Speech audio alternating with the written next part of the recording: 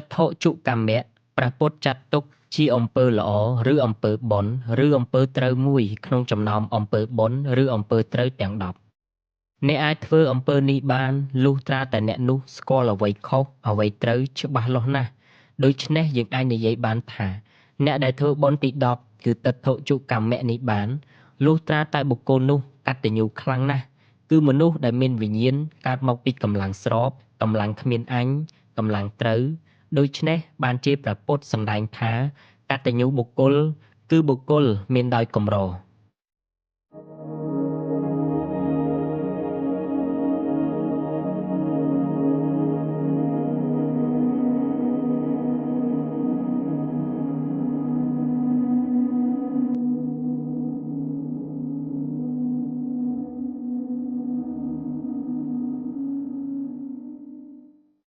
កាលពីជំនាន់ព្រះសម្មាសម្ពុទ្ធមានតែព្រះពុទ្ធមួយអង្គគត់ជាកំពូលគេមុនគេបន្ទាប់មកទើបព្រះអង្គទាញតម្រង់បានសាវកឲ្យមានវិញ្ញាណដឹងត្រូវតាមលំដាប់លំដោយមក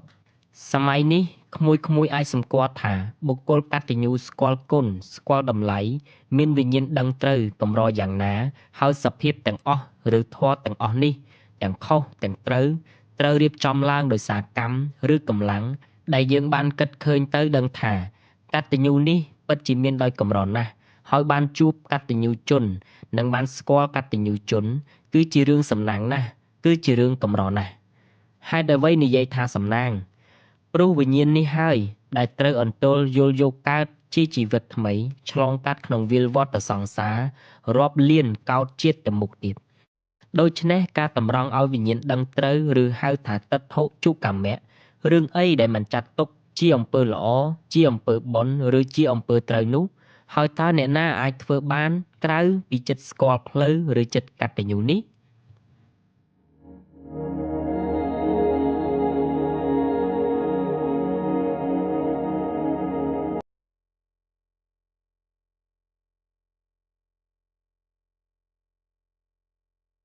មកដល់ត្រង់នេះអ្នកយល់អំពីបុគ្គលដែលមានចិត្តកតញ្ញូមានដោយកម្របែបណាហើយបុគ្គលដែលបានជួបហើយស្គាល់និងបានប្រយោជន៍អំពីចិត្តកតញ្ញូវាសំណាងយ៉ាងណានោះហើយព្រះពុទ្ធសម្ដែងថាភ្លឺពីឥឡូវភ្លឺទៅមុខទោះបានទទួលពន្លឺតិចពីឥឡូវក៏ដោយតែវាជាដំណើរទៅរកផ្លូវត្រូវនៅក្នុងអនាគតជាតិដ៏វែងឆ្ងាយតថុជកម្មៈគឺការបង្ហាញផ្លូវត្រូវទៅឲ្យមនុស្សតើអាចតម្រង់គ្រប់មនុស្សបានដែរឬទេអ្នកអាចធ្វើតថុជកម្មៈបានគឺបុគ្គលកតញ្ញូតើធ្វើចំពោះអ្នកណាឲ្យចំពោះអ្នកណាឲ្យបានចំពោះបុគ្គលដែលមានឧបនិស្ស័យគឺជាមនុស្សដែលចេះប្រើធម្មសញ្ញាគឺការគិតត្រេះរិះពិចារណាដោយចិត្តគ្មានអញពេលនោះបុគ្គលនោះនឹងដឹងថាបុគ្គលដែលកំពុងធ្វើតថុជកម្មៈជាមនុស្សបង្ហាញផ្លូវយ៉ាងជាក់ច្បាស់ពេលនោះហើយចិត្តរបស់គេកើតក្តីគោរពព្រោះបានទទួលការយល់ត្រូវដ៏អស្ចារ្យមួយចិត្តគេរំភើបព្រោះវិញ្ញាណរបស់គេដឹងគុណដែលគេបានទទួលថាវាមានប្រយោជន៍ដល់កម្រិតណាចិត្តត្រេកអរចិត្តគោរពចិត្តរំភើបគ្មានស្ដាយអ្វីក្នុងជីវិតរបស់គេឡើយមើលឃើញច្បាស់ថាមានតែវិញ្ញាណដឹងត្រូវនេះទេដែលនឹងយល់យកក្នុងកំណើតថ្មីហើយភ្លឺស្វាងស្គាល់ផ្លូវត្រូវដែលត្រូវដើរដោយគ្មានអ្នកបង្ហាញទៀតឡើយព្រោះរយលានជាតិទៅមុខរបស់ខ្លួនវិញ្ញាណដឹងត្រូវនេះនឹងធ្វើជាប្រទីបនាំផ្លូវរបស់ជីវិតដោយគ្មានកតញ្ញូជនមកនាំផ្លូវទៀតឡើយហើយចិត្តដែលកើតពីវិញ្ញាណដឹងត្រូវនេះនឹងត្រូវជួបនៅកតញ្ញូជនដ៏អស្ចារ្យនៅក្នុងអនាគតជាតិណាមួយដែលខានមិនបានពេលនោះហើយដែលគេនឹកដល់មនុស្សជាទីស្រឡាញ់របស់គេគឺម្ដាយឪពុកបងប្អូនរួមទាំងមនុស្សដូចគ្នាចង់ឲ្យមានឱកាសបានស្ដាប់កតញ្ញូជនដើម្បីមានវិញ្ញាណដឹងត្រូវបានជាឧបនិស្ស័យក្នុងការដឹងត្រូវនៅក្នុងដំណើរឆ្លងកាត់វិលវដ្តសង្សារកាត់ស្លាប់ច្រើនរយលានជាតិតម្រាំបានជួបកតញ្ញូជនដ៏កំពូលនៅក្នុងអនាគតជាតិណាមួយ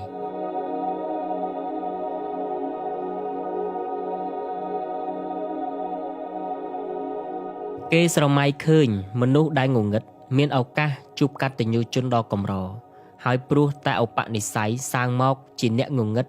អកតញ្ញូជនមិនស្គាល់គុណពួកគេនឹងវង្វេងមុជងើបកើតស្លាប់ជាអនេកជាតិក្នុងភាពវង្វេងហើយនៅក្នុងជាតិមួយដ៏យូរលង់ខាងមុខ ទោះគេមានឱកាសជួបនឹងកតញ្ញូជនដ៏កម្រហើយគេមិនបានដឹងថានេះគឺជាកតញ្ញូជនអ្នកបំភ្លឺដ៏អស្ចារ្យហើយក៏ងងឹតហួសបុគ្គលជាកតញ្ញូហើយក៏មួយងើបក្នុងសមុទ្រអវិជ្ជានេះគ្មានទីបញ្ចប់អ្នកស្រមៃចុះអ្វីៗទាំងអស់ក្នុងលោកនេះកើតមកពីកម្ម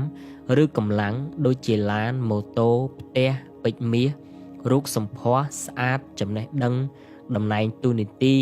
ចិត្តមនុស្សចិត្តកតញ្ញូចិត្តលោភលន់ចិត្តឈ្នានីសតើធម៌ទាំងអស់នេះមួយណាមានតម្លៃជាងគេចិត្តមនុស្សធម្មតាយល់ខុសថាតំណែងទូនីតិរូបសម្ផស្សពេជ្រមាសលុយកាក់ជារបស់មានតម្លៃក្នុងជីវិតដូច្នេះហើយទើបគេធ្វើបុណ្យប្រាថ្នាឲ្យជួបរបស់ទាំងអស់នេះទៀតប៉ុន្តែដែលត្រឹមត្រូវតើឲ្យអ្នកណាប្រាប់ថាអ្វីដែលមានតម្លៃជាងគេដែលត្រឹមត្រូវគឺចិត្តកតញ្ញូជាអ្នកកាត់ក្តីជាអ្នកឲ្យតម្លៃថាអ្វីដែលមានតម្លៃជាងគេ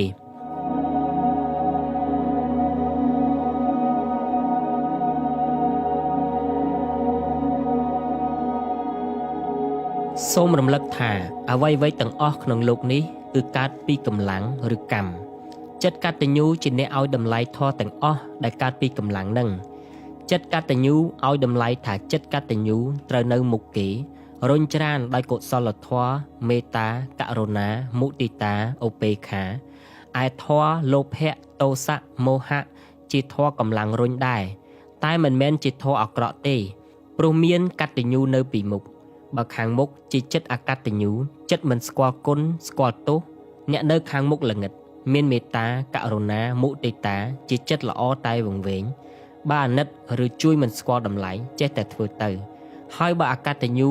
ហើយមានចិត្តច្រណែនឈ្នានីសមោទនភាពហើយឧបត្ថម្ភដោយកម្លាំងធម៌លោភៈទោសៈមោហៈគឺអាក្រក់ខ្លាំងណាស់ទាំងអស់នេះទាំងដឹងថាធម៌នេះល្អធម៌នេះអាក្រក់គឺធម៌កតញ្ញូជាអ្នកដឹងអ្នកប្រាប់ទាំងអស់ជួបកតញ្ញូជនតម្រង់ទិដ្ឋិហៅថាទិដ្ឋុជកម្មៈដើម្បីឲ្យវិញ្ញាណអ្នកមានឧបនិស្ស័យដឹងត្រូវដឹងគុណដឹងទោសដឹងខ្ពស់ដឹងទាបដឹងរឿងគួរមិនគួរនឹងបានជាឧបនិស្ស័យទៅជួបកតញ្ញូជនកំពូលឬប្រពុតនៅក្នុងជាតិណាមួយអ្នកស្រមៃដល់រឿងនេះតើអ្នកស្រាវខ្លួនឬទេតើអ្នកនឹកដល់ម៉ែឪមនុស្សជាទីស្រឡាញ់និងមនុស្សទូទាំងពិភពលោកទេអ្នកកាត់ចិត្តសង្វេគនឹងជីវិតសត្វទេអ្នកយល់ហើយឬនៅថាហេតុអ្វីបានជាប្រពុតមិនសឹងមិនសម្រាប់អ្នកនឹកឃើញពុទ្ធកិច្ចទាំង5របស់ព្រះអង្គទេព្រឹកទ្រង់បិណ្ឌបាតពេលរសៀលប្រទានធម៌ទេសនាដល់មនុស្សពេលប្រលប់ប្រទានឱវាទដល់ភិក្ខុពេលអធ្រាត្រដល់ប្រស្នាទេវតានិងពេលទៀបភ្លឺប្រមាមើលសត្វដែលមានឧបនិស្ស័យដើម្បីព្រះអង្គតែប្រោស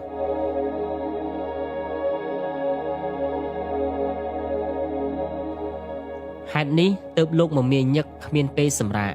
ដើម្បីផ្ដល់ជាឧបនិស្ស័យដល់សត្វសម្រាប់បានទៅជួបនឹងកតញ្ញូជនដ៏កំពូលនៅក្នុងជាតិខាងមុខដ៏យូរលង់អ្នកស្រមៃដល់គុណទាំង3របស់ព្រះពុទ្ធគឺករុណាគុណវិសុទ្ធិគុណនិងបញ្ញាគុណឥឡូវពាក់កណ្ដាល5000ព្រះវស្សានៃកម្លាំងប្រធរដែលសម្ដែងដោយព្រះសម្មាសម្ពុទ្ធព្រះនាមសមណគោតមជាពេលវេលាសមស្របដល់សពសត្វហើយសូមអ្នកបើកសោតប្រាសាទដើម្បីស្ដាប់ឲ្យយល់នៅធម៌ដែលព្រះពុទ្ធសម្ដែងដើម្បីបានជាប្រទីបនាំផ្លូវក្នុងដំណើរជីវិតនៃវាលវដ្តសង្សារនិងទៅជួបកតញ្ញូជនកំពូលនៅក្នុងអនាគតជាតិដ៏យូរលង់សូមរំលឹកថាធម៌កតញ្ញូនេះគឺផ្ទុយនឹងចិត្តមានអញកាលណាចិត្តគ្មានអញកម្រិតណាគឺធម៌កតញ្ញូមានកម្លាំងកម្រិតនោះដែរ